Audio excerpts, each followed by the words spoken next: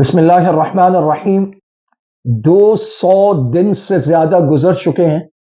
जालिम पूरी दुनिया के सामने मजलूमों को मार रहा है, कत्ल कर रहा है, और जो लोग कत्ल हो रहे हैं, शहीद हो रहे हैं, उनमें ज्यादा तादाद खवातीन की है, बच्चों की है। लोगों के घर मुकम्मल तौर पर तबाह हो चुके हैं। हत्ता कि स्कूल, कॉलेज, यूनिवर्सिटीज, मकातिब, माहिद, मदारिस, जामियात सब तबाह हो चुके हैं। बल्दिया का निजाम बर्बाद हो चुका है, बाजार बर्बाद हो चुके हैं।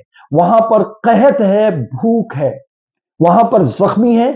इस सब के बावजूद गजा झुका नहीं है, फिलिस्तीन झुका नहीं है। आज भी वहां पर मुजाहमत जारी है।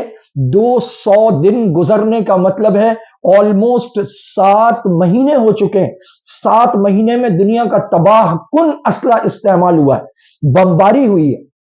अमेरिका से हवाई जहाज भर भर के और बहरी जहाज भर भर के इसराइल को असलहा दिया गया।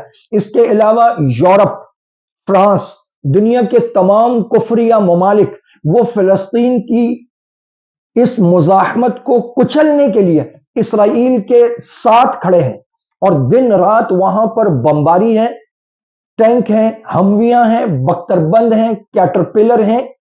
हजारों लाखों की तादाद में फौज इस छोटे से तबाहाल शहर के अंदर मौजूद है। औरतों, बच्चों, शहरियों, आम लोगों का कत्लेआम जारी है।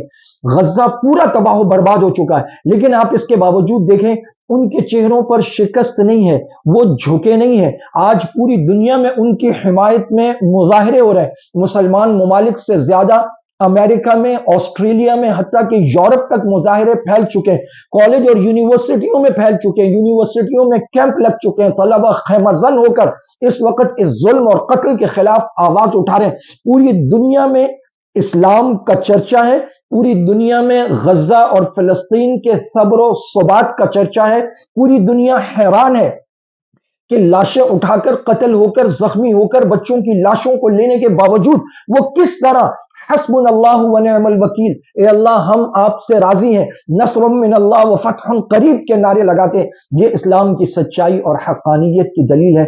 दुनिया में जुल्म का सर नीचा हो रहा है, और मजलूम पूरी ताकत और कुव्वत के साथ जुल्म के खिलाफ खड़े हैं, और पूरी दुनिया में लोग अब मजलूमों के हक में आवाज उठा रहे हैं।